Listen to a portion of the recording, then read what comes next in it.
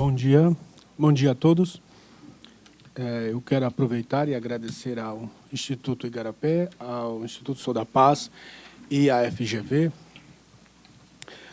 pelo convite à Pastoral Carcerária para moderar essa mesa e iniciar já convidando, né, a Carolina, Ricardo. Ela vai falar de introdução ao Estatuto de Desarmamento, principais pontos previstos na lei. Então, Carolina, você tem 20 minutos. Bom, bom dia a todos e a todas. É um prazer estar aqui de novo, agradecer a presença de todos vocês. Eu estou vendo que uma parte considerável das pessoas que estão aqui hoje veio ontem, uma parte está vindo hoje pela primeira vez. Acho que vale a pena, antes de entrar diretamente no tema, né, na introdução ao Estatuto, resgatar um pouco. Quer dizer, na tarde de ontem, a gente apresentou algumas pesquisas e informações relativas ao diagnóstico sobre os homicídios e sobre as armas de fogo no Brasil, né?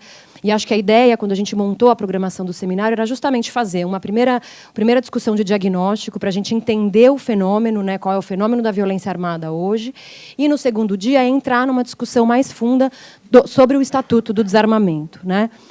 Então, o dia hoje está organizado dessa maneira. A gente começa falando mais especificamente do Estatuto, de possibilidades de implementação em outros países, e depois a gente vai discutir, ao longo do dia, os gargalos e os avanços do Estatuto, e, no final da tarde, pensar numa agenda para fortalecer a implementação do Estatuto. E a gente acreditou que valia a pena fazer uma primeira discussão inicial, embora muitos conheçam o Estatuto do Desarmamento, mas fazer uma discussão um pouquinho mais aprofundada, resgatando os principais pontos do Estatuto, né? Então, é isso que me toca fazer agora, nesse primeiro momento. Acho que, para começar, é importante destacar... Bom, o Estatuto do Desarmamento é uma lei federal, aprovada em 2003, e a primeira premissa que eu gostaria de discutir com vocês é que o Estatuto deve ser entendido como uma lei federal que vai muito além da campanha do desarmamento, da campanha do recolhimento de armas e da entrega e do referendo, né? E por que é importante fazer essa discussão? Quando o tema desarmamento vai para o debate público, o foco principal é campanha do recolhimento de armas. Então, quando se discute desarmamento, a primeira coisa que vem à mente das pessoas é a campanha de recolhimento de armas. E é muito interessante, ontem eu estava aqui à tarde, havia uma jornalista que estava conversando com o seu produtor, fazendo a discussão no seguinte sentido: os dados apresentados aqui são dados de pesquisa de São Paulo, de armas apreendidas pela polícia. Não são dados referentes à campanha de recolhimento de armas, portanto, não são dados referentes ao Estatuto do Desarmamento, né? Mostrando muito bem essa separação. Eu até tentei conversar um pouco com ela, explicar, olha, o Estatuto é muito mais do que campanha de recolhimento de armas, é uma política pública de controle de armas, mas esse entendimento ainda é muito complexo e não está disseminado na nossa sociedade. Então, acho que o primeiro ponto é romper, é quebrar o mito de que Estatuto do Desarmamento é sinônimo de campanha de recolhimento de armas e do referendo, né? E vale a pena também resgatar um pouco essa questão do referendo, porque em 2005 o Brasil teve a oportunidade de fazer uma consulta pública, um referendo, que consultou a população sobre a proibição ou não do comércio de armas de fogo e munição. O resultado foi pela negativa à proibição, portanto, o Brasil continua comercializando arma de fogo, mas também se dissemina uma ideia de que o Brasil votou contra o desarmamento, né? Então, há muitos entendimentos equivocados em relação ao Estatuto, né? E o que a gente quer discutir hoje, para pautar todo o nosso dia, é que o Estatuto estabelece uma política pública de controle de armas, né? Ele é a pedra angular, o marco inicial dessa política pública. Embora a gente tenha muito que avançar na implantação integral dessa política, é isso que o Estatuto faz, ele estabelece esse marco da política pública. E aí, vale a pena apresentar um pouco quais são grandes eixos de uma política pública de controle de armas de fogo, né? O primeiro ponto diz respeito ao controle de posse e porte, né? O controle de quem pode ter arma em casa, né? Então, a posse é ter a arma em casa, e o porte é poder levar consigo a arma, andar armado, né? E a política pública precisa, portanto, trabalhar nessa questão, emitindo as autorizações, estabelecendo as restrições, os requisitos e as proibições em relação à posse e ao porte de armas. Um outro eixo fundamental é a produção de informação, né? Como toda política pública, é preciso ter informação qualificada sobre as armas, com produção de base de dados, eletrônica, acessível, em tempo real, integrando diferentes tipos de informação, né? Um outro eixo importante e essencial é a fiscalização, tanto da produção das armas, quanto do comércio dessas mesmas armas, quanto a fiscalização sobre as categorias que são autorizadas a portar a arma e ter a arma consigo. Um outro ponto fundamental da política de controle de armas é a discussão sobre os órgãos responsáveis por implementar essa política, né? E aí tem uma questão importante, que é a clareza de papel, e a gente vai ver que o Estatuto consegue fazer isso, ele estabelece né, a definição das atribuições, especialmente em relação à Polícia Federal e ao Exército, né? Racionalizar a atuação dos diferentes órgãos responsáveis pela política de segurança e, especialmente, a integração entre esses diferentes órgãos. Outros eixos importantes da política pública de controle de armas é o controle de munições. Acho que a gente começou essa discussão ontem, né? O Vinícius, quando apresentou os dilemas da CPI do tráfico de armas no Rio de Janeiro, ele trouxe com muita força essa questão da importância do controle de munições, e a gente também vai poder discutir mais ao longo do dia, mas ele é um eixo fundamental ao pensar a política pública de controle de armas. A marcação, registro, para permitir o rastreamento tanto das armas quanto das munições. A retirada de armas de circulação, e aqui a gente tem dois caminhos principais: a apreensão de armas, portanto, a apreensão de armas pelas polícias estaduais, especialmente, é um componente importante. Então, quando a jornalista ontem discutia essa falta de conexão entre as armas apreendidas e o Estatuto e a política de controle de armas, isso não é uma verdade. A apreensão ela é fundamental. E a campanha de recolhimento de armas, né? Além da custódia adequada dos estoques e a rápida destruição. A sensibilização e educação, com foco na diminuição da demanda, é outro eixo importante da política de controle de armas, né? E aí, outros entes federativos, como, por exemplo, o município, ganham um papel importante, que tem como trabalhar com campanha de sensibilização, campanha de recolhimento de armas, para atacar também a demanda, né? E, por fim, a produção de conhecimento qualificado, diagnósticos, bons estudos, para a gente poder focar melhor e ser mais preciso nas políticas. E aí, vale a pena entrar, então, nos principais pontos trazidos pelo Estatuto do Desarmamento. Então, dialogando um pouco com aqueles eixos da política pública, o primeiro ponto fundamental do Estatuto foi que ele ampliou e fortaleceu os requisitos mínimos para a compra de armas no país. Portanto, para comprar... E aí também acho que vale a pena dialogar com um mito que permeia muito o nosso debate, que assim, é impossível comprar arma no Brasil, né? Quer dizer, existe o Estatuto, existe a possibilidade de se comprar arma. É claro que os requisitos são muito mais rígidos, mas essa compra ainda é possível, desde que haja comprovação da efetiva necessidade, né? O exercício de atividade profissional de risco ou ameaça à integridade física, né? E é muito interessante, quer dizer, essa mudança em relação à compra de arma, embora ainda ela seja permitida, quer dizer, essa restrição foi muito forte com o Estatuto. E aí vale a pena também lembrar, ontem na apresentação do Bruno, ele apresentou algumas materiais de propaganda de arma de fogo, né, da década de 30, de 50, de 80. A arma de fogo era um bem de consumo para que as pessoas pudessem ter em casa, enfim, né, e o Estatuto marca com muita força essa mudança, né. Além disso, houve aumento da idade mínima, de 21 para 25 anos. A obrigatoriedade da realização de testes psicológicos e testes de tiro, ausência de antecedentes criminais e a ocupação lícita e residência certa. Então, são esses os requisitos mínimos para quem quiser comprar uma arma no Brasil. Além disso, a lei trata também do controle aí de porte e posse, né? Então, o que o Estatuto fez foi priorizar o porte de armas em instituições de segurança pública, né? Então, houve uma restrição importante em relação ao porte pelos civis, né? A posse de arma legal ainda continua permitida, desde que seguidos aqueles requisitos que eu apresentei anteriormente. E aí tem as categorias de colecionadores, atiradores e caçadores, os CAC, que continuam podendo ter posse de arma. E acho que a gente vai poder falar mais especificamente dessa categoria ao longo do dia. Já as principais categorias autorizadas a portar arma pelo Estatuto, são essas categorias que correspondem às forças de segurança.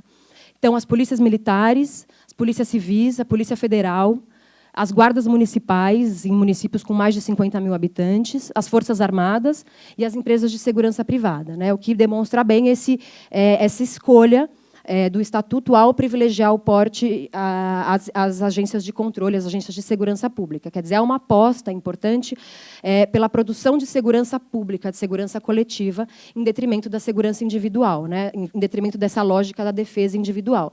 Então, para ter uma arma, você precisa demonstrar a efetiva necessidade, e quem tem o porte é quem garante a segurança pública. Então, acho que essa escolha também é importante de se ressaltar, né?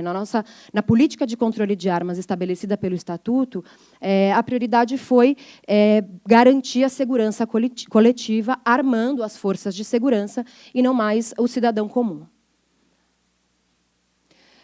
Além disso, um outro eixo importante, né, que diz respeito à produção de informação e consolidação de informação, foi o fortalecimento do SINARME. A gente viu, e vai ver também ao longo do dia, que há muitas dificuldades em relação à implementação do SINARME, né? O SINARME é o Sistema Nacional de Armas da Polícia Federal, que passou a centralizar as informações, né, sobre registros, emissão de porte, autorização de compra de armas para alguns públicos. Isso era diferente, isso era descentralizado antes nas polícias estaduais, e com o Estatuto isso foi centralizado no SINARME, na Polícia Federal, né? E aqui vale fazer um destaque que, quando alguém compra uma arma e faz o registro, esse registro dura até 3 anos, o registro é temporário.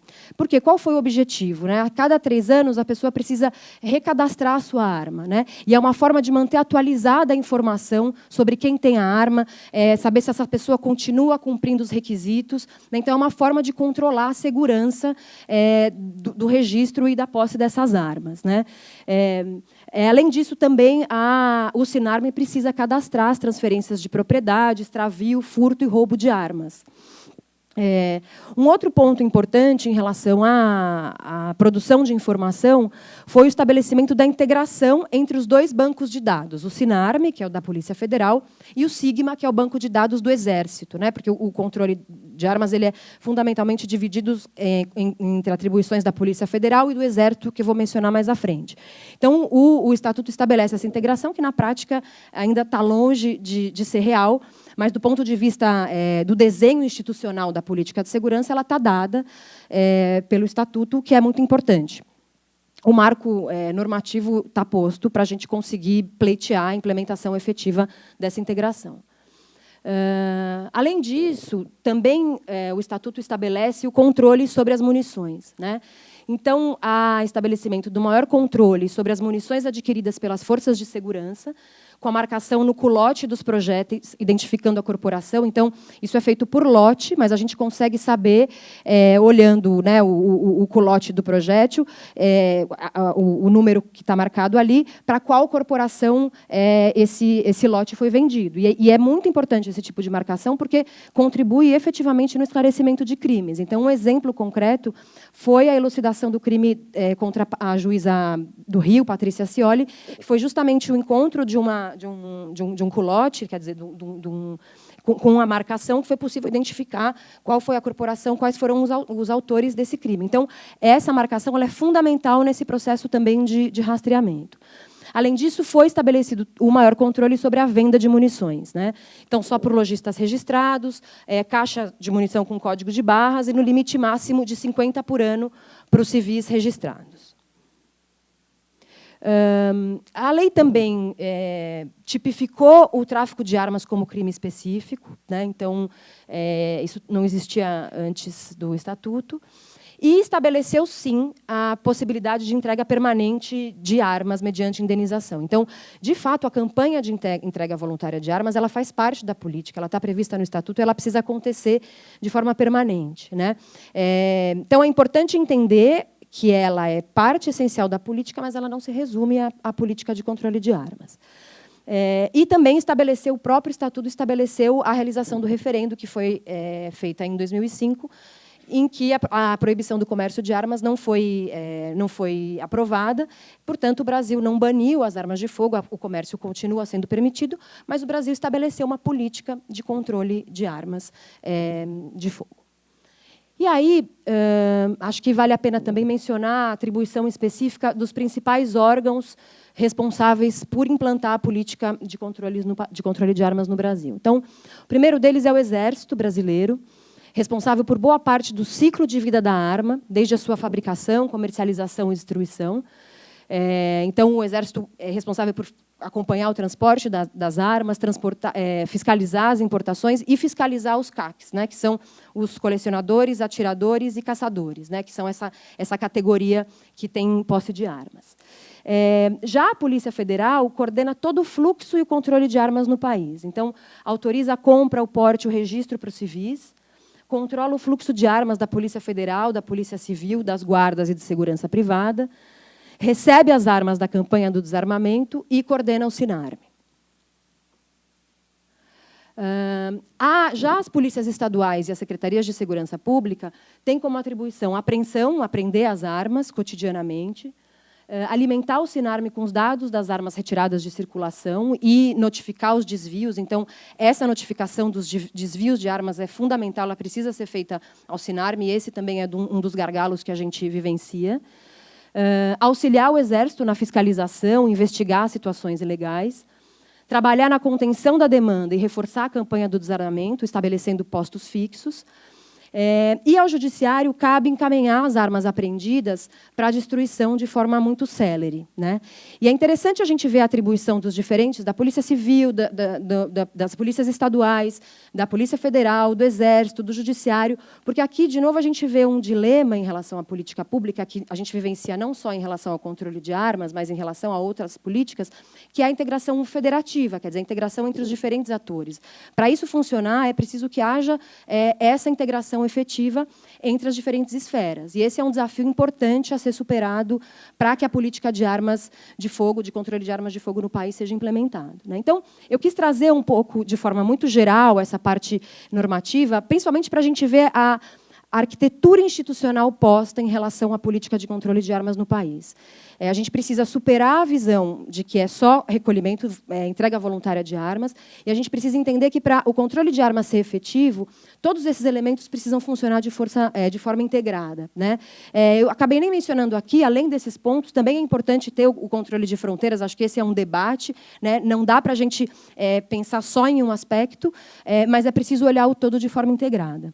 E aí eu vou finalizar, eu acho que o Daniel vai entrar mais a fundo em alguns detalhes em relação a esses eixos, mas era isso que eu queria trazer para a gente entender de forma mais ampla a política de controle de armas. Era isso, obrigada.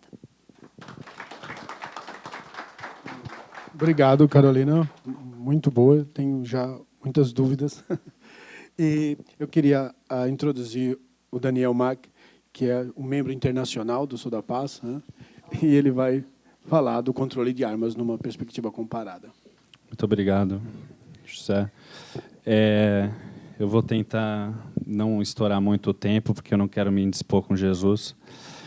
Mas você me controla se for necessário, porque a primeira vez que o Tite fala muito, era sobre a minha pessoa. Então, vamos lá.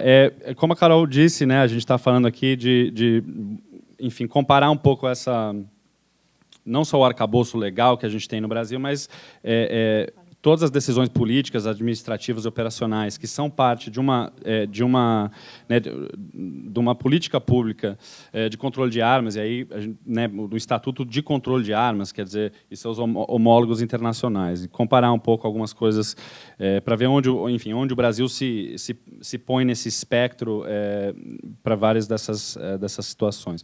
Então, bom, como a Carol disse, a legislação e o arcabouço legal é uma pedra angular, mas ela não é suficiente, ela é necessária, mas se for letra morta, ela faz muito pouco em termos de controle de armas.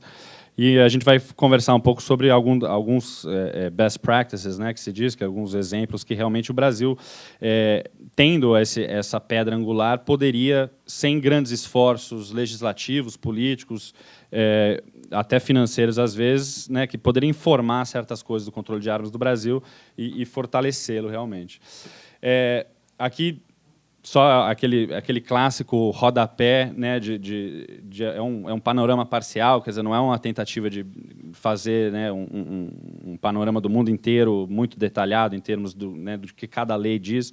e também sem cair na tentação, não, tentação não, porque não é real, mas enfim, de aferir uma causalidade única entre né, a política pública de controle de armas e os níveis de homicídios de um dado país, porque a gente sabe que tem, né, N outros fatores muito importantes, mas claro que, apesar de não ter essa causalidade única, tem uma correlação muito forte, como eu acho que a gente, né, viu ontem e vai ver hoje também. Mas isso, quer dizer, sem o universalismo, não há um modelo que seja perfeito para todos os países do mundo, cada um faz de uma maneira que respeita o seu, enfim, a sua tradição política, as suas decisões históricas e etc. E cada país tem as suas particularidades nesse sentido. Então, um panorama rápido de armas de fogo e homicídios no mundo. A gente tem alguns dados aqui que, de certa forma, de tão repetidos e de números tão grandes, acabam, né, a gente acaba perdendo um pouco, acho que, a sensibilidade do que isso quer dizer.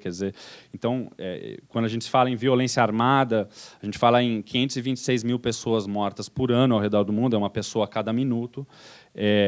Né, e só 10% dessas mortes acontecem em conflitos clássicos, que a gente pensa em guerras, em ataques terroristas, etc. Quer dizer, é uma coisa muito mais do dia a dia, e aí é uma história também muito mais latino-americana e africana do que de outras partes do mundo.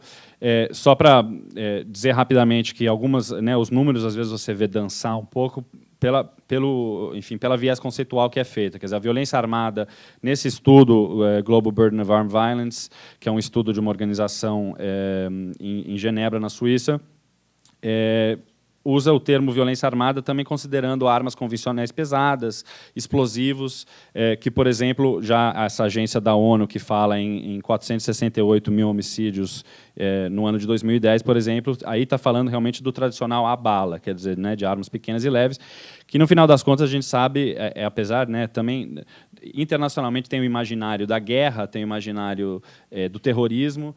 A gente viu ontem, eu acho que tem, né, internamente tem um imaginário das armas pesadas, né, das armas que chegam pelas fronteiras, quando, na realidade, as armas pequenas e leves, as armas de mão, né, como a gente viu ontem nas pesquisas apresentadas também pelo Bruno, são as armas de verdadeira destruição em massa, quer dizer, são responsáveis por uma enormidade dessas mortes.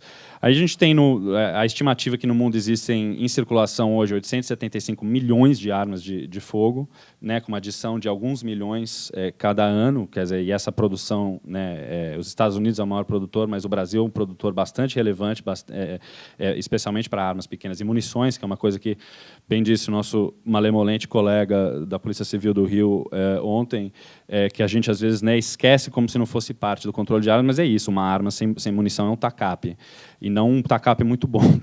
Então, a gente não pode esquecer isso. E né, em termos de munição, você tem aí a produção anual de munições ao redor do mundo seria suficiente para matar cada um de nós, cada ser humano, 2 vezes. Quer dizer, são 12 bilhões de balas produzidas a cada ano.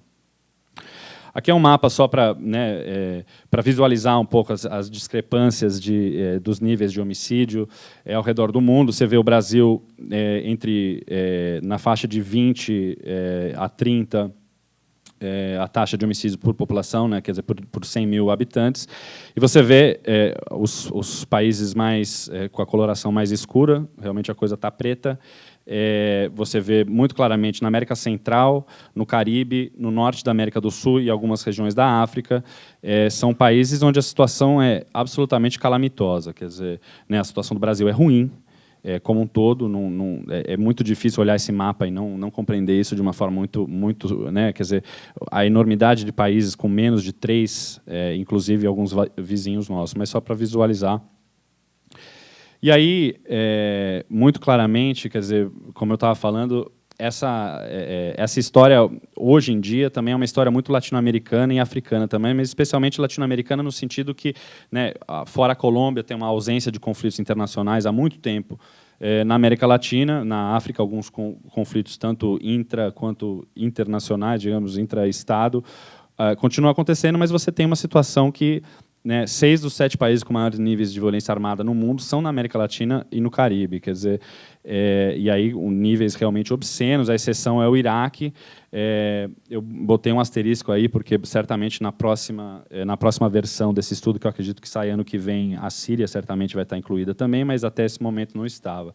E é isso, né? Quer dizer, uma comparação desses países, muitos dos quais são países pequenos, que não tem nenhum... alguns deles na América Central, sim, tiveram um histórico recente de conflitos. Opa, tem uma... Vamos implantar o controle de lápis aqui, porque a coisa está... Mas na América, muito claramente, é uma questão das armas de fogo, quer dizer, o tipo de violência letal que acontece. 74% dos homicídios são cometidos com arma de fogo, e aí todos os países que têm uma participação de 70% a mais ou mais de armas de fogo em homicídios são nas Américas, e todos eles têm taxas grandes, né? Quer dizer, essa taxa de 20 para cima. E aí a gente tem, nos últimos 10 anos, somente duas... outro senso comum que não é verdade, a violência está aumentando no mundo todo. Não, não está. A violência está aumentando em duas sub-regiões do mundo, que é a América Central e o Caribe, de uma forma até assustadora em alguns deles. E aí você tem vários estudos, tanto da ONU quanto esse Global Burden of Armed Violence e também do Banco Mundial, falando que nessas únicas duas regiões onde se aumenta, na última década, o número de homicídios, o fácil acesso às armas, especialmente armas ilegais de tráfico internacional, naquele caso específico, que é diferente do caso brasileiro, é um complicador bastante forte. E aqui, enfim... Aqui a gente vê que não só o Belchior era um rapaz latino-americano, mas o Brasil é um caso latino-americano, muito claramente. Quer dizer, a gente está inserido nessa realidade de uma maneira muito forte. Quer dizer, né, tem taxas melhores do que países como El Salvador, Jamaica, Honduras, Colômbia. Você vê ali, são os líderes nesse ranking macabro. Mas faz parte da mesma conversa, quer dizer, a cidade mais violenta do mundo, São Pedro Sula, em Honduras, tem 169 mortes por grupo de 100 mil, né? Um pouquinho menos que o dobro da cidade brasileira mais violenta, que a gente sabe que é Maceió hoje em dia.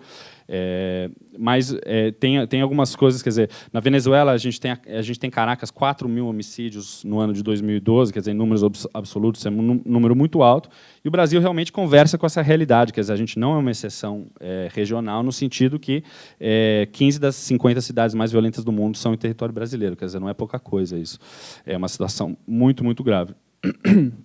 Aqui eu queria passar um pouco o que eu chamei aqui de a mitologia dos 10 por 100 mil, né? Porque tem esse dado que, no caso de São Paulo, foi tanto na cidade de São Paulo quanto no estado de São Paulo, se chegou a esse número de 10 por grupo de 100 mil. Né, há uma grande comemoração, porque, obviamente, o decréscimo de 70% é realmente histórico. E aí é um caso que eu acho que a gente tem que até trabalhar, todos nós, internacionalmente, um pouco, porque a gente sempre ouve falar de Nova York, de Medellín, e não se fala tanto de São Paulo internacionalmente. É uma queda muito, muito brusca. Quer dizer, são coisas que acontecem em poucos lugares, em poucos momentos da história. Mas o que me dá a impressão um pouco é que essa coisa essa mitologia do 10 por 100 mil acaba sendo considerado como estamos ótimos. E não estamos ótimos. Quer dizer, o 10 por 100 mil vem de uma definição da Organização Mundial de Saúde que considera não epidêmico. Quer dizer, você pensa em qualquer outra doença, se a gente fosse comemorar e soltar fogos porque chegou num nível não epidêmico da AIDS, por exemplo, e com níveis, né, de morte ainda muito alto, não seria o caso. Quer dizer, e comparando internacionalmente é muito fácil ver por quê. Porque a média global é menos de 8 por 100 mil. Nesse estudo foram estudados por volta de 160 países, quase metade deles, 77 países, tem uma taxa de menos de 3 por 100 mil. Quer dizer, e aqui a gente não está falando também daquele mito, mas isso é a Suécia, isso não é realidade. Não, não é. Quer dizer, é praticamente o mundo inteiro, com exceção de alguns pontos, né, alguns países pontuais, especialmente na América Latina e na África. Bom, aqui também, só para né, a gente ver onde é que está o Brasil um pouco nessa lista, quer dizer, esse aqui é o verdadeiro grupo da morte, né? E o Brasil está bem, quer dizer, tá bem no meio dessa, com a taxa acima de 20%, e você vê que são os países que a gente está habitando, enfim, esse patamar são países como muitos países africanos, muitos países da América Latina, a vasta maioria deles, o Brasil não, enfim, não é um grupo que o Brasil deveria estar junto em termos de pujança econômica, em termos de somos potência emergente, quer dizer, então, né, pensar e discutir um pouco por que o Brasil está ali. E aí, queria só fazer essa comparação rapidamente né, dos níveis subnacionais também de taxa de homicídio, porque a gente sabe que a gente ouviu ontem que o Brasil é campeão mundial, né, em termos de número absoluto, mas, claro, o Brasil é um país muito grande, tem uma certa... Né, mas o que a gente vê quando a gente olha em nível subnacional é que as discrepâncias são muito bruscas, né? Então, se a gente comparar com algumas cidades, alguns países internacionais, fica muito claro isso. Quer dizer, Santa Catarina tem um nível para o Brasil considerado muito bom, né? Quer dizer, mais uma vez, é um nível acima da média global. Quer dizer, não é a mil maravilhas. São Paulo tem um nível parecido com Peru, México. O Brasil tem nível, como a gente viu naquela lista, parecido com Malau e Equador, outros países. Rio de Janeiro, um nível um pouco maior, aí, parecido com Somália, República Democrática do Congo. Alagoas, se fosse o país, estaria entre Honduras e Jamaica, então Alagoas seria um dos 5 países mais violentos do mundo, se fosse uma jurisdição, né? E El Salvador, que é o país mais violento do mundo, tem uma taxa muito parecida com Vitória, no Espírito Santo. Quer dizer, então a gente tem cidades brasileiras que também, se fossem países, seriam o local mais violento do mundo. Maceió, que é a 6ª cidade mais violenta do mundo. E aí você tem São Pedro Sula, que é né, considerada a cidade mais violenta do mundo, 169 por 100 mil. Enfim, guerras não chegam a esse patamar. Então, só né, para dar uma atenção especial, especialmente aos grandes centros urbanos, como uma unidade de análise e incidência em termos de violência armada, porque muitas vezes a comparação nacional e até essa comparação internacional esconde muitas, né, peculiaridades e particularidades de cidades, e também são níveis, quer dizer, como a Carol disse, são níveis de que você pode fazer muita coisa em termos de controle de armas. Bom, aí números gerais um pouco só, e aí ninguém se desespere com a velocidade que eu estou indo aqui, porque eu acho que é importante falar que eu acredito que todas as apresentações vão estar eventualmente online e vai ser um material que vai ser disseminado para todo mundo, então se, né, vocês que têm problema de insônia quiserem ficar olhando essas coisas que eu fico passando a minha vida fazendo, mas enfim, em números absolutos você tem essa lista. O Brasil, a estimativa é em mãos de civis 16, 17 milhões de armas, que em termos absolutos seria o 8º do mundo. Você vê países muito violentos que têm um número pequeno, porque são países pequenos, obviamente, se você for ver a taxa, que a gente vai ver em um minuto, é diferente. Aí você chega no extremo dos Estados Unidos, que parece que, quando eu estava fazendo a apresentação, eu caí no sono e bati a cabeça na tecla 0, né, porque 310 milhões de armas nas mãos da população americana, quer dizer, é uma loucura, né? E aí, em termos de taxa, a figura muda muito, né? Então, você tem o Japão, que praticamente tem uma legislação que bane completamente as armas, com exceções muito específicas. Alguns dos países aí, bastante violentos, você tem um nível relativo de armas pequenas, mas aí a questão é quão bem estão sendo controladas essas armas, quer dizer, não é só a questão, obviamente, do número absoluto delas. E aí, em termos comparativos, o Brasil está na posição 75 do mundo, quer dizer, o Brasil é um país que tem um volume de armas muito grande, mas em termos proporcionais não é dos países mais armados do mundo. E quando você olha realmente os países mais armados do mundo, muito deles, além dessa coisa dos Estados Unidos, que, né, tem toda uma explicação histórica e constitucional e etc., que de certa forma, é até melhor botar um certo parênteses, porque é muito diferente né, da vasta maioria do mundo. Mas você vê os níveis de, enfim, França, Noruega, Finlândia e Suíça, tem níveis de posse de armas muito altos. Só que, se você for olhar o nível de violência nesses países, alguns deles, inclusive a Suíça é baixíssima, e outros países, a Alemanha é absurdamente baixa, que a gente está falando de 1 ou menos, né? Eu acho que no caso de algum desses países é 0,8, quer dizer, são números realmente muito, muito pequenos. Quer dizer, mais uma vez, não é a única causa, não é a única coisa, mas o sistema de controle de armas, a política de controle de armas desses países é muito eficiente. E aqui, enfim, como a Carol disse, né, olhando, né, comparando tanto as leis de controle de armas, mas também as políticas públicas de controle de armas ao redor do mundo, a gente pode pensar nesses grandes eixos de políticas públicas, que a Carol já passou, muitos deles, quer dizer, e é uma lista, mais uma vez, é uma lista que é robusta, mas não são todos os itens, quer dizer, para mostrar que realmente uma política pública de controle de armas é uma coisa complexa, é uma coisa que precisa ter um nível de abrangência bastante alto. Agora, só para, antes de finalizar, comentar alguns, né, os chamados, as melhores práticas internacionais para alguns desses eixos principais. A questão da posse e do porte é uma coisa que é extremamente importante comparar, né? Quer dizer, como a Carol disse, quer dizer, para a posse, o Estatuto de Desarmamento prevê uma série de requerimentos mínimos que são muito importantes. Quer dizer, então, por exemplo, a questão mencionada que você passa a ter que ter 25 anos de idade para ter uma vara.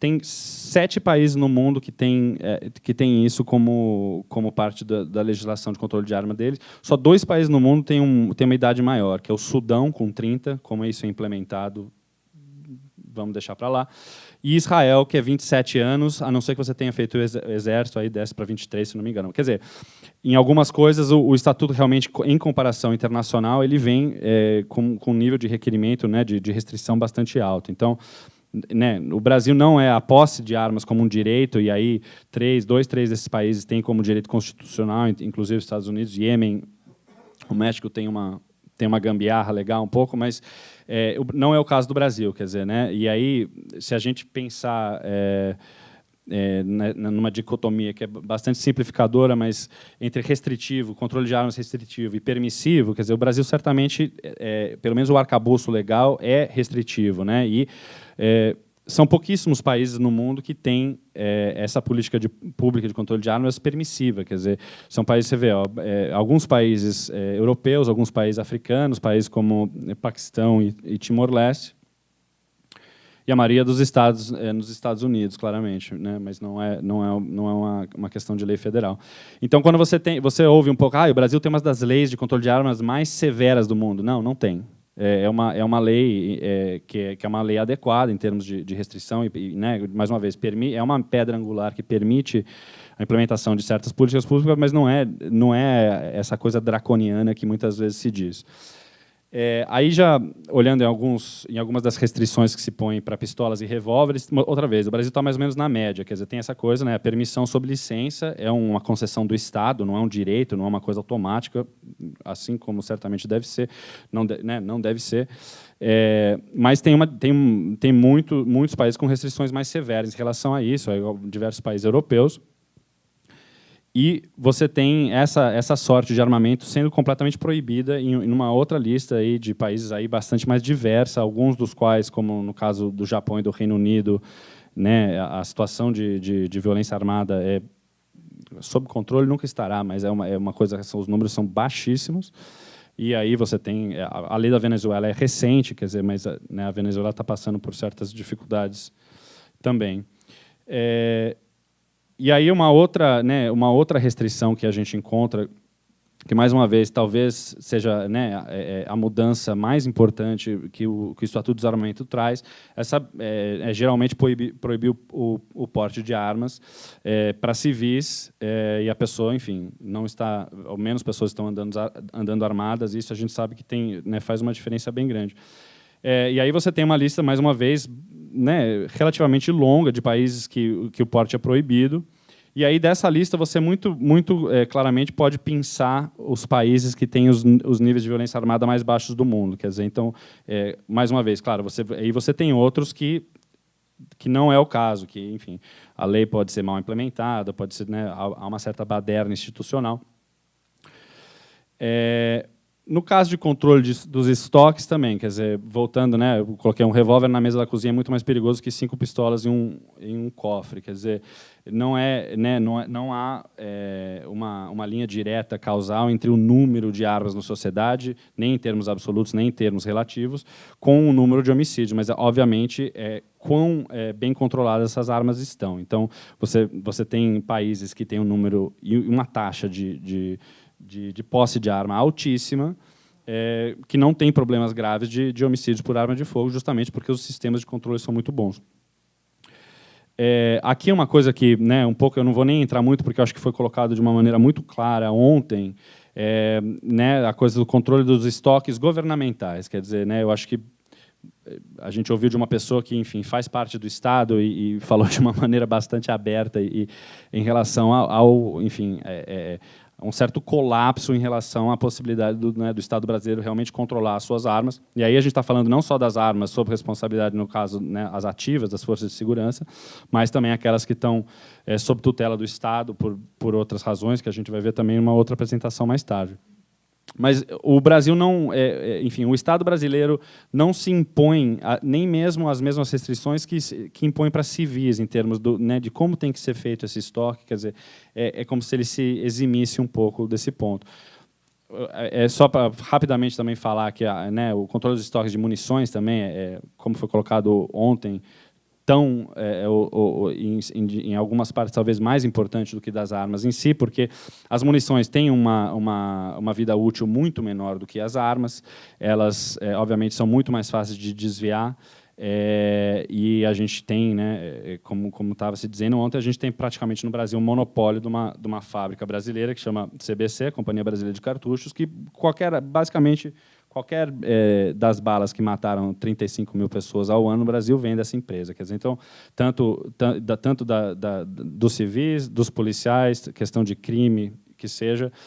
Então, enfim, como é que as munições também estão chegando no mercado ilegal, ou enfim, estão sendo mal usadas, é importante olhar com carinho. E também, sem, mais uma vez, entrar em muitos detalhes, porque não quero fazê-los dormir, mas a coisa do controle dos estoques, muito claramente, é uma coisa que há uma ciência para isso. Quer dizer, há maneiras, há consensos internacionais, e aí eu tenho aqui, e no final tem umas referências para quem se interessar, mas há consensos internacionais tem um documento da ONU, tem um documento de uma organização regional europeia, que dá modelos, que dá, enfim, e aí a gente está falando de coisa, realmente os aspectos mais técnicos e mais simples também, quer dizer, explica muito bem, quer dizer, então essa é um best practice internacional, que é uma coisa que dá para fazer, quer dizer, não é um bicho de 7 cabeças, não é uma coisa extremamente complicada, é uma coisa que pode ser feita a nível operacional, a nível administrativo e principalmente a nível de decisão política, né? Quer dizer, de ser de algo, como disse nosso colega ontem, quer dizer, de alguém lá em cima e falar, olha, isso agora é prioridade, vocês têm que fazer isso porque isso aqui tá um pouco absurdo. Aí, enfim, eu não vou entrar muito aqui, porque eu acho que eu já estou demorando muito, mas a coisa da informação, né, o Estatuto cria um pouco esse Frankenstein do Sinarme, do Sigma, que deviam estar integrados pela lei há 10 anos e ainda nada. Mesmo com essa dificuldade, eu diria que ele faz o suficiente para possibilitar um tratamento da informação em termos de registro, base de dados central, idealmente central ou integrada, no caso do que, né, por enquanto está possível no Brasil, que são coisas relativamente simples de ser feitas. Eu acho que a gente tem uma apresentação hoje à tarde que talvez entre um pouco mais nisso, quer dizer, né, como a tecnologia da informação pode permitir um melhor controle de armas, e aí voltando para a coisa do rastreamento, que eu acho que uma coisa que vem ontem de uma maneira muito forte, que né, o trabalho da polícia não acaba na apreensão ou no momento que pega a arma, quer dizer, você tem que entender de onde vem aquela arma para saber como ela foi desviada, como, né, quer dizer, quem vendeu para quem, responsabilizar legalmente quem o fez, e etc. Em termos de órgãos responsáveis, quando a gente olha casos internacionais, a situação do Brasil está um pouco discrepante, enfim, de uma média dos países que fazem isso de uma maneira melhor. Quer dizer, a primeira coisa é o controle civil. Quer dizer, no Brasil a gente tem essa divisão de tarefas entre o Exército e a Polícia Federal, que é uma coisa que em muitos outros países do mundo, especialmente aqueles que fazem o controle de armas muito... Opa, me indispus com Jesus. Pronto, tá vendo? Não vai para o céu. Não, isso eu já sabia faz tempo. Então, né, na maioria dos países não existe essa coisa. Quer dizer, exército, soberania nacional, proteção do território, as polícias que têm que zelar pela proteção da população, muito claramente em algum local de controle civil centralizado, coordenado entre todos os níveis da federação e todos os poderes também. Isso é uma coisa que eu acho que outras discussões hoje vão trazer isso muito fortemente, que muitas vezes, né, tem um certa deixa que eu deixo, quer dizer, né, não, isso é problema da federação, não, isso é problema do... E o município em si, às vezes, não se sente, né, dono dessa pauta, mas quando, na realidade, cada nível, o órgão, pode ser muito proativo e ter né, na construção de um sistema de controle de armas melhor. Então, eu coloco aqui rapidamente o exemplo dos Estados Unidos, e vão falar, mas esse cara está maluco, os Estados Unidos é o lugar que é mais ferrado em termos de controle de armas no mundo. Mas justamente por isso, porque tem parâmetros constitucionais, culturais, históricos, muito, muito difícil de trabalhar coisas de controle de armas. Mas há caminhos, quer dizer, há caminhos de menor resistência política, maior governabilidade, e isso se vê depois, né? Aliás, amanhã faz um ano que houve aquele massacre em Newtown, né? Onde foram assassinadas 23 crianças e 3 professoras. E muito claramente ali se viu que a coisa no nível federal é impossível, ou num curto prazo. Eu não entro muito nessa coisa que nos Estados Unidos não vai mudar muito. Eu acho que vai mudar, eu acho que é um processo histórico e tal. Mas você começa a ver algumas mudanças a nível estadual, você começa a ver algumas mudanças em termos de como a sociedade civil busca caminhos para fazer isso. Então, isso é uma coisa que eu acho que é uma lição para o Brasil também. Quer dizer, a gente não achar o governo federal não está fazendo o que deveria fazer sobre isso, então vamos todo mundo esquecer. Não. Né, as autoridades estaduais podem fazer muito, as autoridades municipais podem fazer muito também, e os diferentes atores aí que no Brasil é imiscuído numa série de até de agências que em outros países não se metem muito em controle de armas, mas enfim, que todas têm uma razão importante de ser. E aí, finalmente, essa coisa do conhecimento, que eu acho que é muito o que o Sou da Paz está tentando fazer nesses 2 anos, aí, com as nossas organizações parceiras também, que né, nos Estados Unidos, assim, a maior arma que a NRA, que é a National Rifle Association, o lobby das armas americano, teve, na minha acepção, é que por volta de 95, 96, eles conseguem passar, não é nem uma legislação, é um rider on a budget, eu nem sei como é que fala isso, mas enfim, do que pode ser financiado pelo CDC americano, que seria onde poderia se fazer algumas pesquisas de saber realmente, entender realmente as verdades sobre a violência armada nesse país, não as opiniões pessoais exacerbadas que acabam se tornando políticas públicas, mas realmente diagnóstico, pesquisas, análise.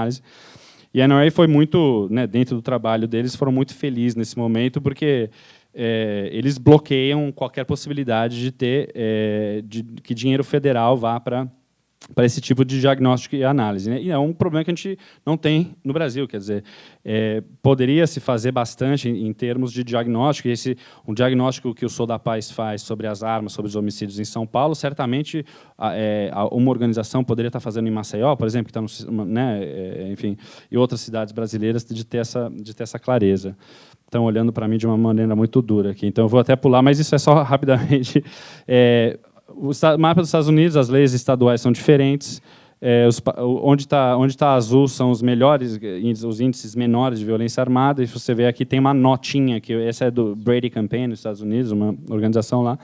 E você vê que muito claramente não bate sempre, né? Quer dizer, a melhor nota com a melhor situação, mas toda vez que tem A ou B, quer dizer, nota de boletim mesmo, você tem são os estados onde menos se mata gente. E aí em todos os estados onde a nota é F, são esses estados, os 10 estados mais violentos dos Estados Unidos. Quer dizer, mais uma vez, não é uma causalidade única, mas tem uma correlação muito clara.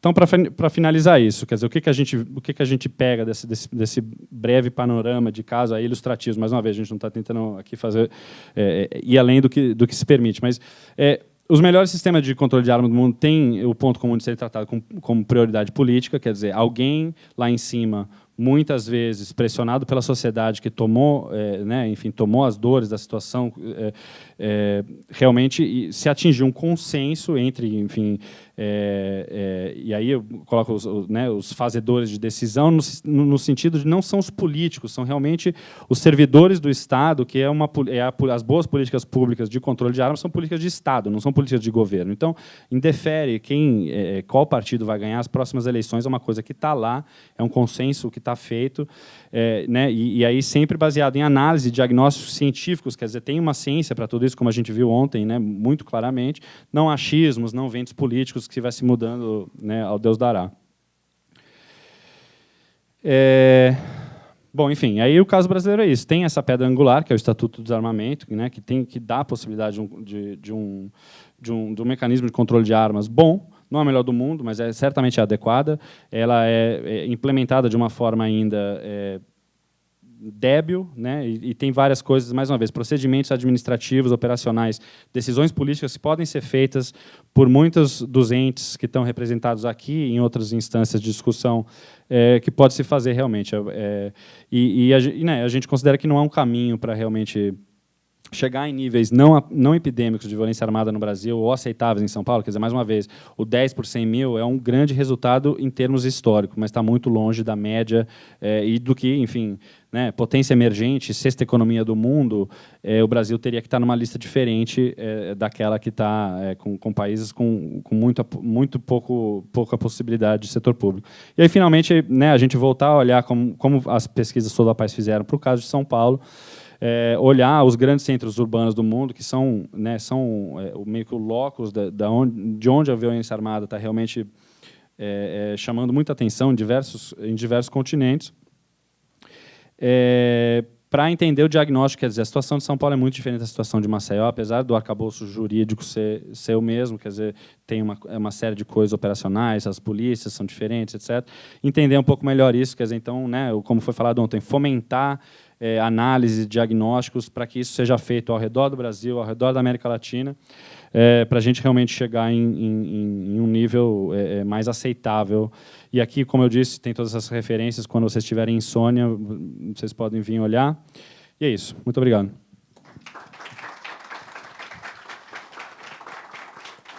Muito obrigado, Daniel, pela brilhante exposição.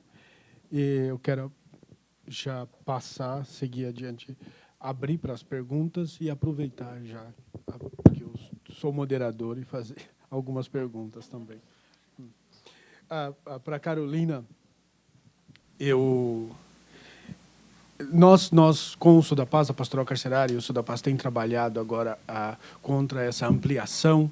No caso da Pastoral Carcerária, preocupada com a ampliação do porte de armas para agentes penitenciários, mas, no entanto, tem outras categorias interessadas em obter o porte de arma até irrestrito. Então, a minha pergunta é, haveria aqui, nós estamos experimentando um retrocesso da política de controle de armas ou não?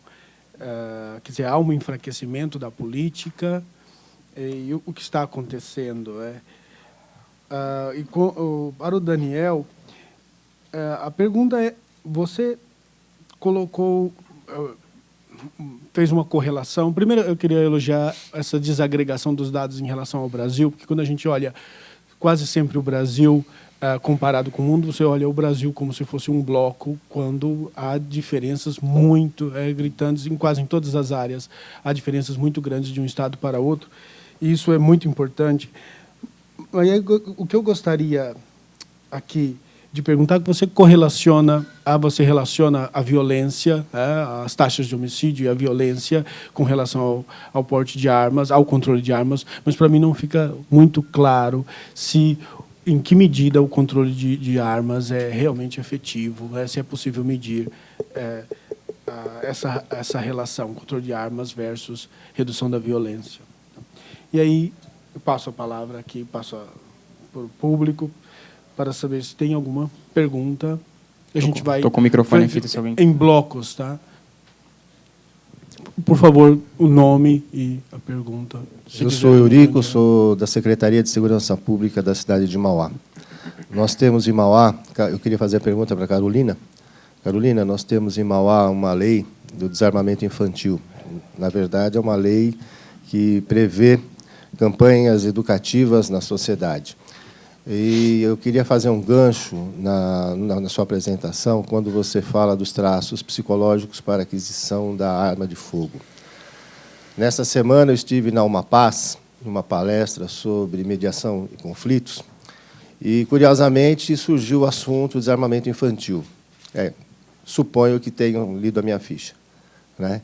Mas isso me causa orgulho, não constrangimento. Mas a fala era de uma doutora em psicologia, e ela dizia de gestos e trejeitos das pessoas, né, que são muito comuns na sociedade, ou seja, já faz parte da nossa cultura. Eu gostaria que você abordasse um pouquinho mais o que a lei prevê, ou se você tem algum conhecimento nessa linha, algum estudo nessa linha. Porque, como a gente trabalha na campanha da educação, gostaria de que você ampliasse um pouco essa sua fala. Obrigado.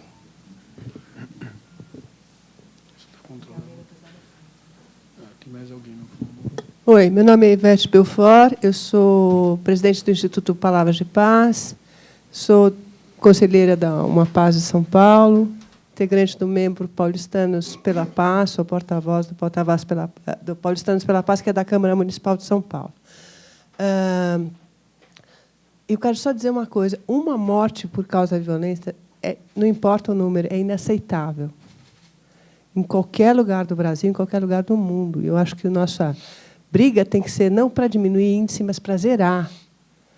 E acho muito improvável que isso aconteça sem estar aliado a uma política de educação efetiva para a cultura de paz. Eu acho que a gente vai estar tirando armas e dando outros instrumentos no lugar. Quer dizer, sem uma política associada de educação para a paz, eu acho que nós não vamos conseguir evoluir.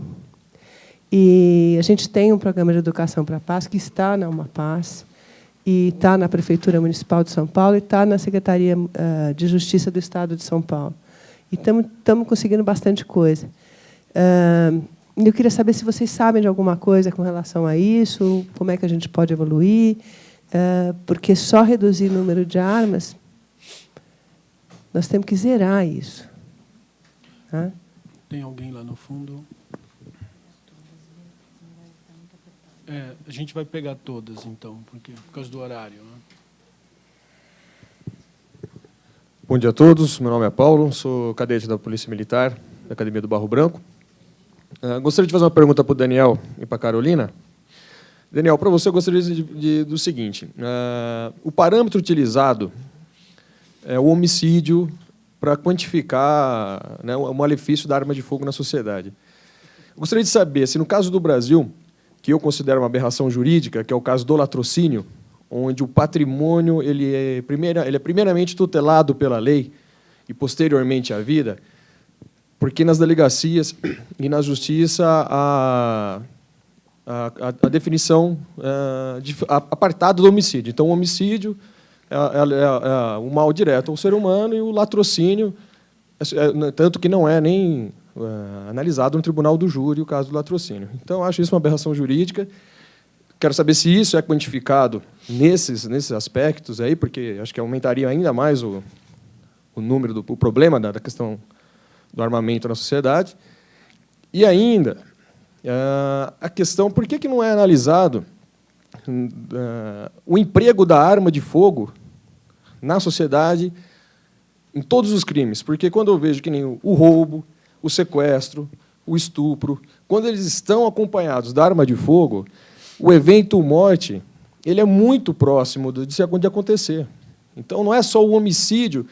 Eu, na minha visão particular, eu verifico que, quando eu analiso somente o homicídio, eu acabo descreditando a importância de verificar também o perigo existente nesses crimes, né, que eu citei: roubo, estupro, sequestro, enfim, todos os crimes que são praticados mediante uma arma de fogo. E, para a Carolina, eu gostaria de saber o seguinte: se essas leis, desarmamento, Maria da Penha, não são paliativas, se não são feitos assim mediante a situação política vivenciada no país, né? Porque nós somos um país, infelizmente, movidos à tragédia. Já não seria o ideal proibir, na totalidade, a produção da arma de fogo no país, não só o comércio, mas a produção em geral? Porque as armas importadas, e eu falo isso com conhecimento técnico, que tenho por ser policial, as armas importadas são mais baratas e muito mais eficientes que as nossas. E eficiência eu não estou dizendo em acuracidade, em precisão de tiro. Não estou dizendo em funcionamento, de disparo acidental, a arma não dispara sozinha. Né? O funcionamento da arma, se eu precisar fazer o uso, ela não vai falhar. Né? Então, eu gostaria de saber a sua opinião já nesse aspecto, né, por que não se distingue 100%? Ok? Obrigado. Tem alguém lá? Opa. Oi, bom dia. Meu nome é Gustavo, eu sou pesquisador do Instituto Igarapé. Daniel, eu queria fazer uma pergunta para você, já que você falou sobre o contexto internacional e da importância do contexto latino-americano na questão das armas aqui para o Brasil. Uma pergunta bem simples, assim, direta, que eu queria saber o estado atual das discussões sobre controle de armas no contexto latino-americano, né, no contexto regional. Falar rapidamente se dentro da OEA, da Unasul, da recém-criada Unasul, do Mercosul, como que está o estado atual do debate, tanto em termos de forma, mas também de efetividade, né? Então, acho que seria legal abordar essa questão. Obrigado. Tem mais alguém? Eu vou pedir para ser breve, tá, na pergunta. Meu nome é Ana, eu sou da Secretaria de Direitos Humanos. Eu queria saber dos representantes do Instituto Sou da Paz o que aconteceu, por exemplo, com o ator Charlton Heston, que sempre defendeu nos filmes, muitas das vezes, papéis como Moisés, onde ele defendia a não violência e propôs regras para conter a violência de um povo, e, ao final de sua vida, ele defendeu, no filme Tiros em Columbine, que é uma biografia praticamente do histórico dele, ele defendeu o uso de armas para defesa pessoal. Então, que tipo de cultura é essa que ele não recebeu uma educação emocional a despeito dos vários filmes que ele fez, personagens que ele teve que ensaiar muito e ser dirigido para adquirir essa cultura de valores, e, no final de sua vida, ele não integrou, não incorporou esses valores que, intensamente, ele teve acesso. É essa cultura do emocional. Como desenvolver esse trabalho? Fui clara? Mais alguém? A gente encerra aqui, tá? As perguntas. Bom, quem começa? Carolina.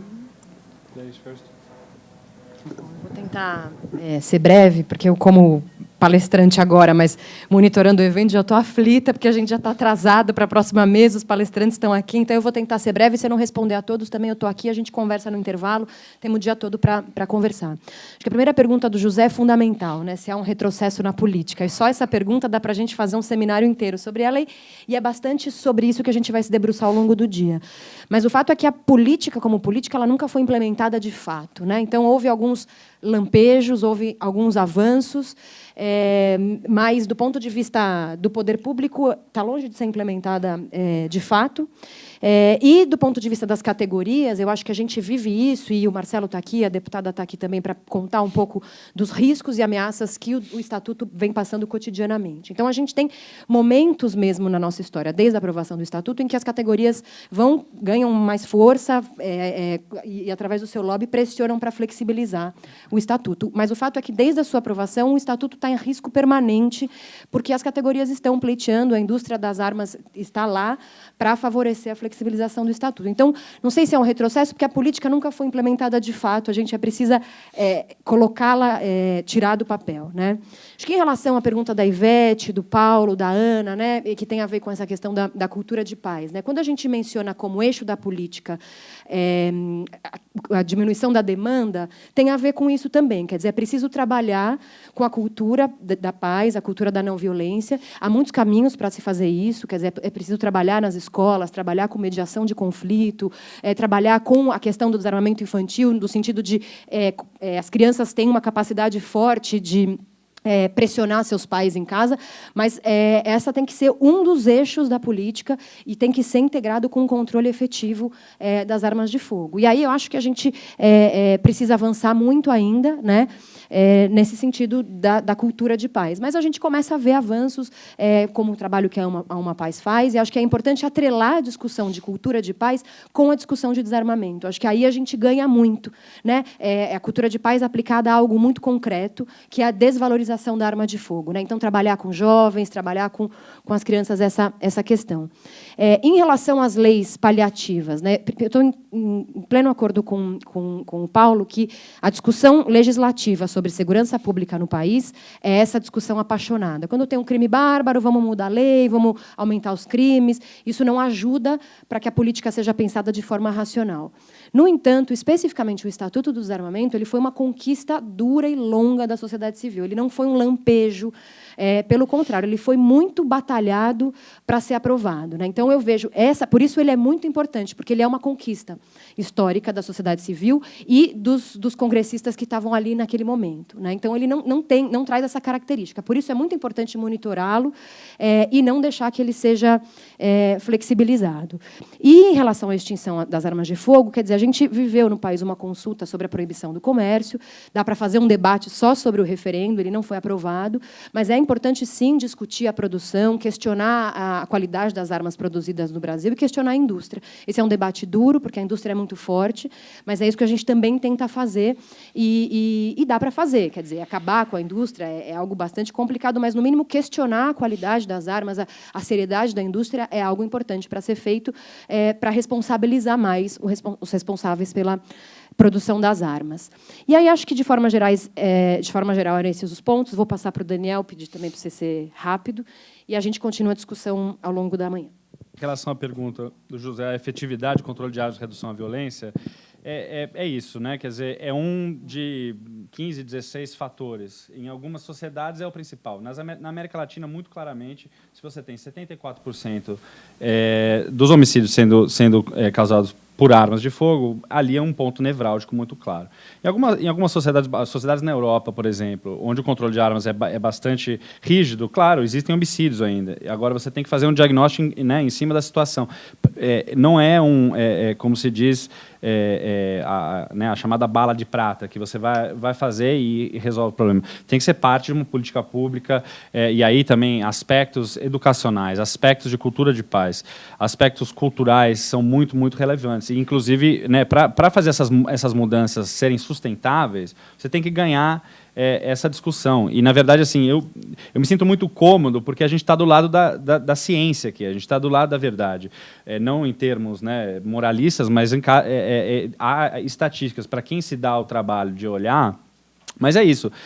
Aferir causalidade única entre um controle de armas eficiente e redução dos homicídios seria leviano.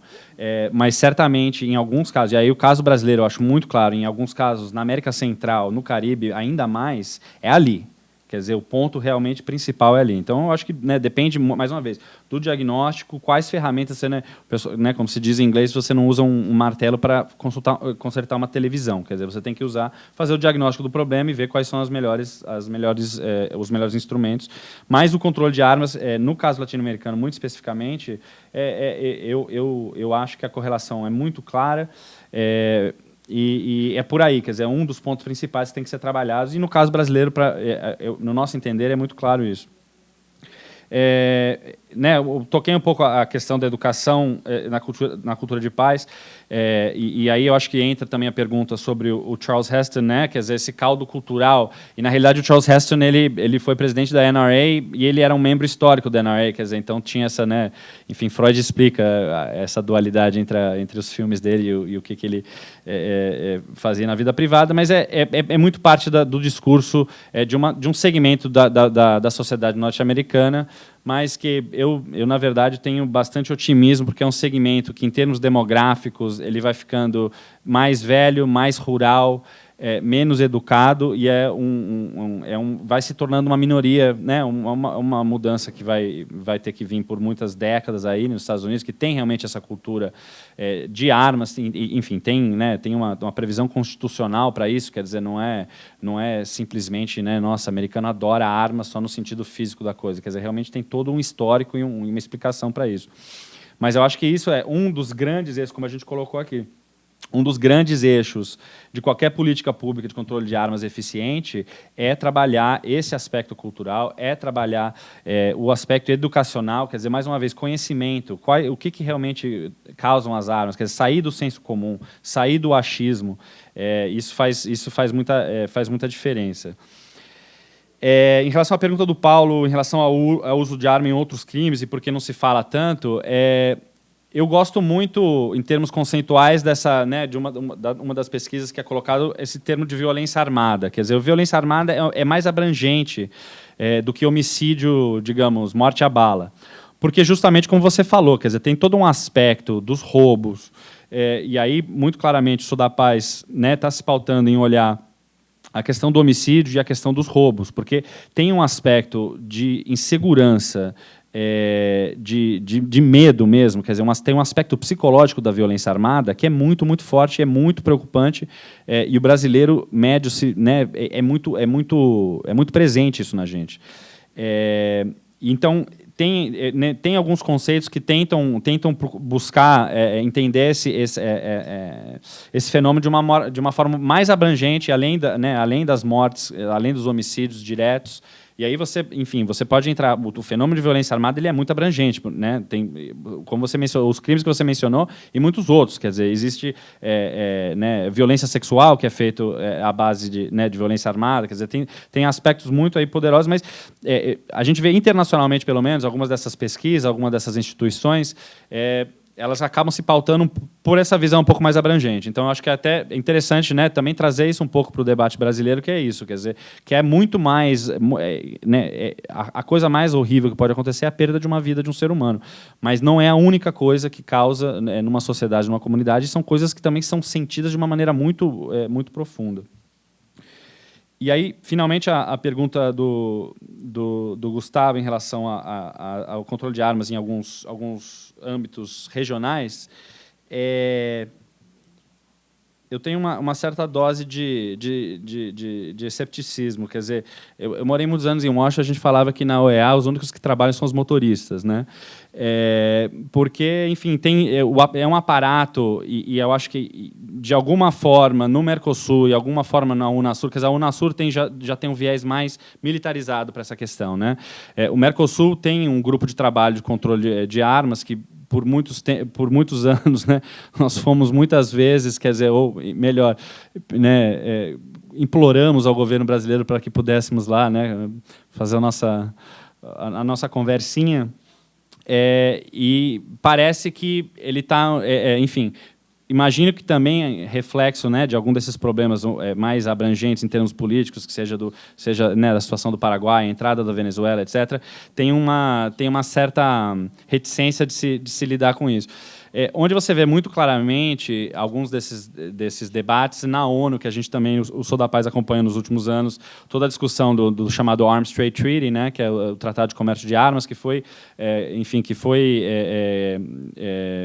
esse ano finalmente deu frutos, o Brasil assinou, quer dizer, falta a ratificação no Congresso Nacional, e aí falta 50 países ratificarem para que realmente comece a se ter uma lei internacional de algum tipo de regulação ao comércio internacional de armas, que é completamente, completamente, enfim, estava completamente ao Deus dará.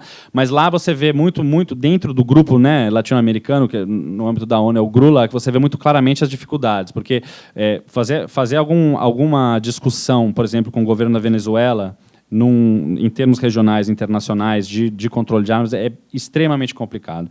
Então, basicamente um veto. Quer dizer, você vê as posições dos governos latino-americanos para uma série dessas questões que a gente discute aqui, que é ali, né, ou em termos regionais, que seja no Mercosul, no Unasur, ou em termos internacionais, tem alguns pontos ali que realmente não permitem a coisa, né, na presente circunstância política. Isso obviamente é dinâmico e vai mudar. Oxalá, quem sabe, né, o Maduro escute um outro passarinho que vai lhe falar coisas interessantes também. Mas, assim, no âmbito regional, eu diria que tem um certo empecilho para se discutir, o que é uma pena, porque mesmo a Venezuela, em termos nacionais, ela está num processo de aprovar uma lei de controle de armas nova, né? Enfim, que tem aspectos positivos. A Bolívia, recentemente, pela primeira vez, também passa uma legislação. Não havia legislação na Bolívia, quer dizer, literalmente não havia uma legislação sobre lei de controle de armas, sobre controle de armas na Bolívia. Então, você vê também, isso também eu acho que tem um exemplo até, de exemplo, né, que o Brasil, nesse quesito do Estatuto de Desarmamento, quer dizer, uma coisa que acontece há 10 anos, e os países latino-americanos à volta prestaram muita atenção nisso. Quer dizer, então, a campanha de recolhimento de armas na Argentina, por exemplo, que, né, foi um tremendo sucesso, foi inspirada, né, no caso brasileiro, em alguns casos se melhorou, quer dizer, ali se começou a receber munições, se começou a possibilitar a entrega de produtos em vez de só cash para as armas, quer dizer, né, uma série de outras... Então, eu acho que tem um pouco esse jogo, né, em termos regionais, quer dizer, tem algumas coisas que meio ficam empacadas, alguns países se destacam, e outros países enfim, pensam em traçar esse caminho. Mas é difícil, né? Eu acho que, como certamente você sabe pelo seu trabalho também, quer dizer, quando você tem, enfim, quão difícil é dentro do Brasil, quer dizer, quão difícil é dentro da cidade de São Paulo tratar alguns desses temas, você entra numa situação que você tem, enfim, culturas e realidades políticas muito diferentes, você tenta consensuar alguma coisa, é muito, muito difícil.